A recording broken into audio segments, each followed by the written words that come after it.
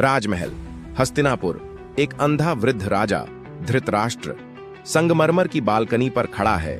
हे संजय, बता, जब मेरे और पांडवों के पुत्र धर्मभूमि कुरुक्षेत्र में एकत्र हुए तो उन्होंने क्या किया?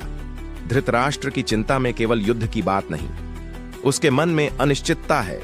डर है कि कहीं पांडवों की धर्म की ताकत सब कुछ न छीन ले। संजय का ध्यानस्थ चेहरा संजय ध्यान में बैठा है। भीतर युद्ध भूमि के दर्शन शुरू होते हैं।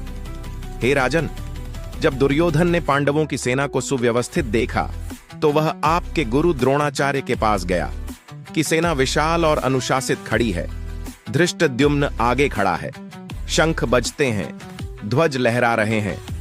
हे आचार्य, देखिए पांडवों की सेना को, जिसे आपके ही तेजस्वी शिष्य धृष्टद्युम्न ने सजाया है। द्रोण की आंखों में पीड़ा, याद आती है गुरुकुल की।